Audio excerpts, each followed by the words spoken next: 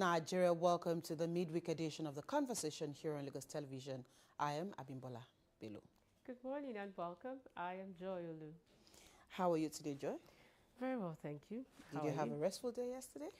Yes, I did. Okay. That's nice to hear. All right, Joy and I will be here to, of course, take you through the conversation for today.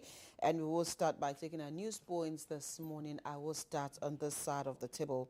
This first story this morning is military salaries hit 924 billion naira as Tinubu approves pay rise. President Bola Tinubu has approved a salary increase of between 30 and 80% for about 250,000 personnel of the armed forces, raising the military's annual wage bill from 660 billion naira to 924 billion naira in what is the biggest upward review of military salaries under his administration. The new pay structure, which takes effect from September 1, 2026, grants the highest increases to junior personnel, with soldiers from the rank of private to staff sergeants receiving an 80% salary increase, warrant officers to colonels getting 50%, while brigadier generals to generals will earn 30% more. Announcing the package on Tuesday, the presidency said the salary review was in recognition of the sacrifices military personnel continue to make in the fight against terrorism, banditry, and kidnapping, adding that the administration would continue to prioritize troop welfare and modernize the armed forces with advanced weapons and technology. The announcement drew widespread commendation from retired senior military officers who described the pay rise as a major morale booster capable of improving troop commitment, recruitment, and operational effectiveness. They, however, urged the federal government to ensure prompt implementation and complement the salary review with modern weapons, improved logistics, accommodation, health care, and other welfare packages. Serving military personnel also welcomed the development, but said they would reserve judgment until the new salaries are reflected in their bank accounts, stressing that effective implementation will be in the true measure of the government's commitment to troops' welfare. I'll leave it here. Of course, that is the major thrust of the story this morning. And of course, many times we've said it, that for the armed forces to truly be motivated and for their morale to be boosted, there's a need to, again, look at their welfare, which, of course, will include their salaries. So for me, this increment for me would be the way it was structured.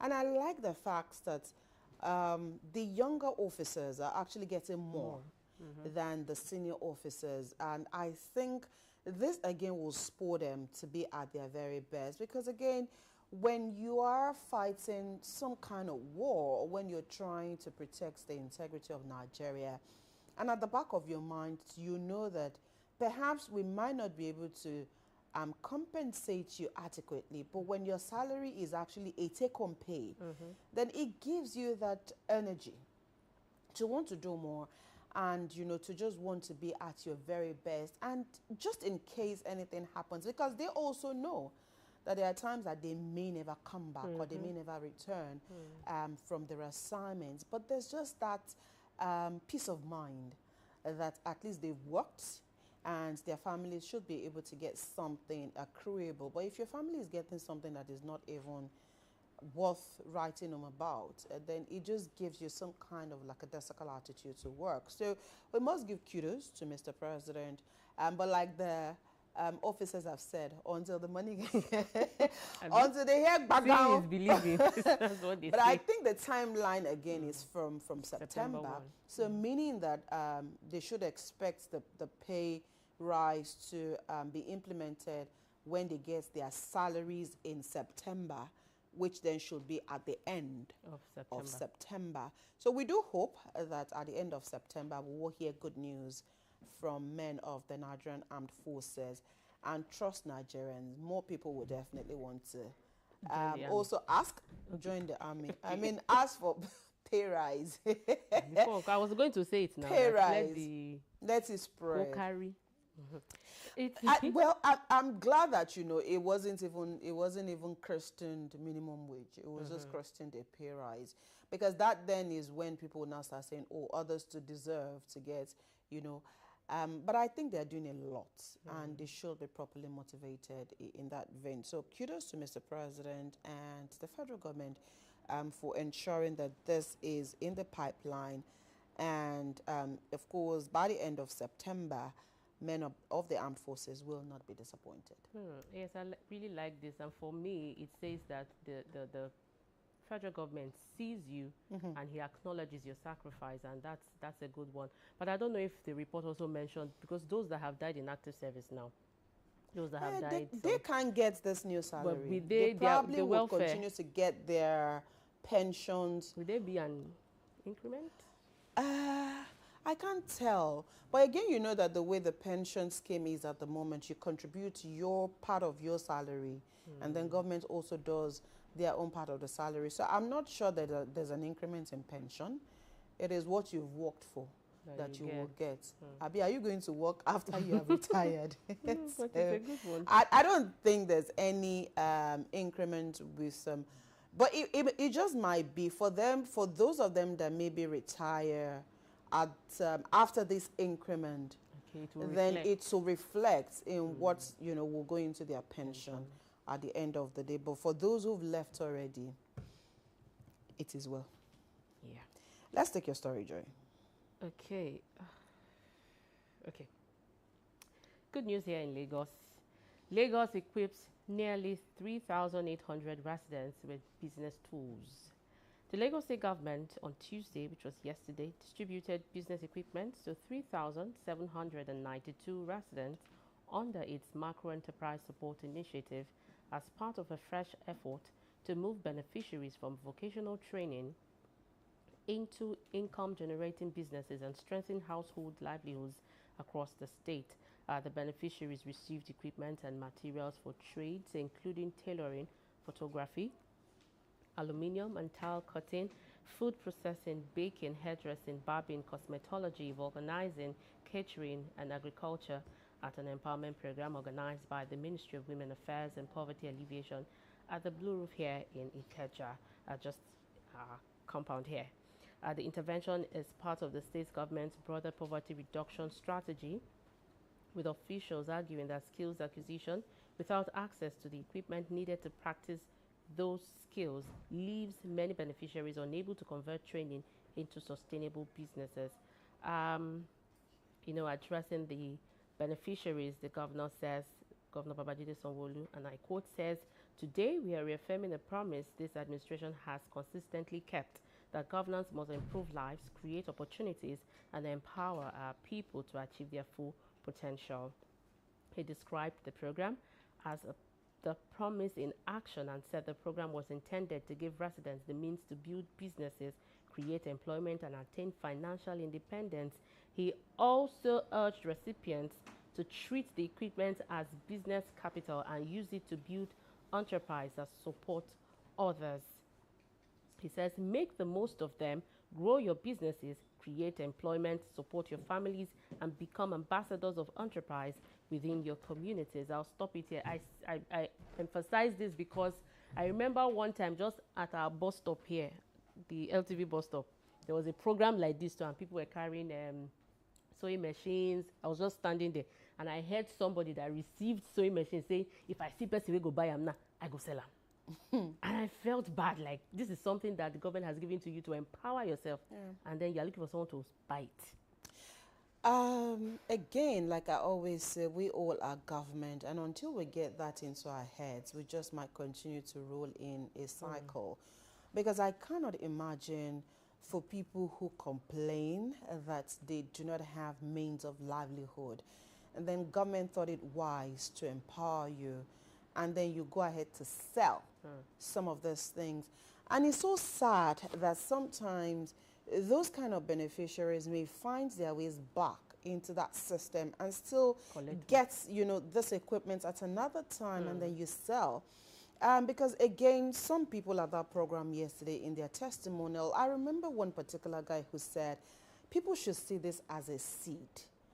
Like government has sown into you, and it just means that I don't know how people feel comfortable just begging to stay alive or just living off others. So if you've received an item that can empower you, that can make you also be an employer of labor, I don't know how you would now decide to sell such tools and then continue to be a nuisance in court. At some point in time, people will get tired of even listening to you or even wanting to help you, because it just feels like deliberately you also do not want to be useful to yourself. Yeah. So if you're not useful to yourself, how then can you be useful to your community? So we must do better. And, you know, there's always that thing when those things are done. Don't sell.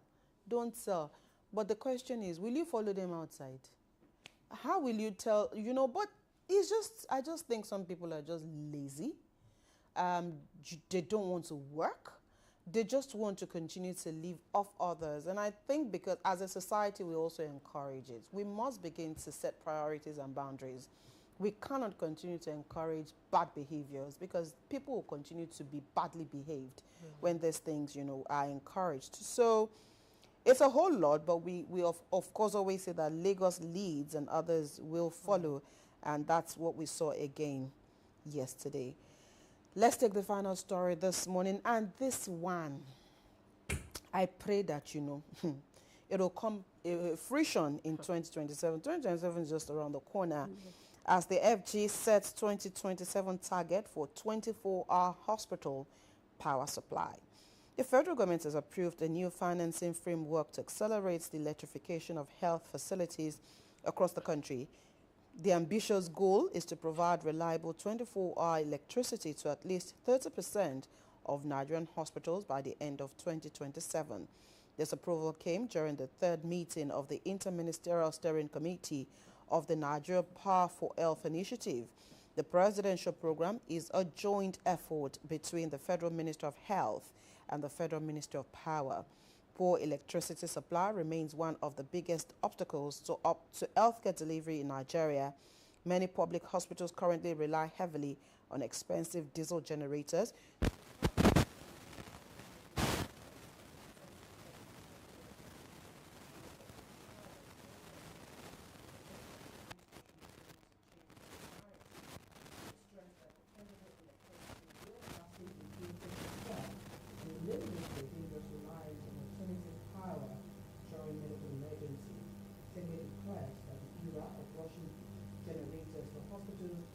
During critical moments must end. He added that the government is now shifting its focus from media announcements and groundbreaking ceremonies to actual projects.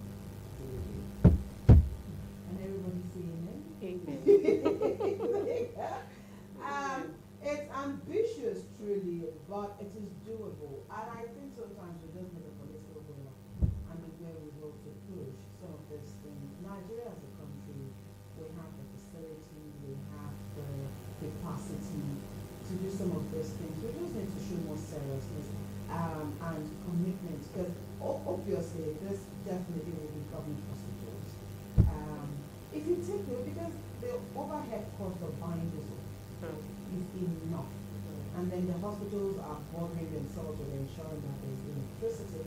If there's no electricity, ask me, how do you administer treatment to patients, especially in the middle of the night when they're in emergency, when they get to certain places and do it's a tough one. Yes, and I'm really happy that the government is waking up to really take the health sector very seriously, because All right, Joe, we need to quickly take a break. We will take a short break.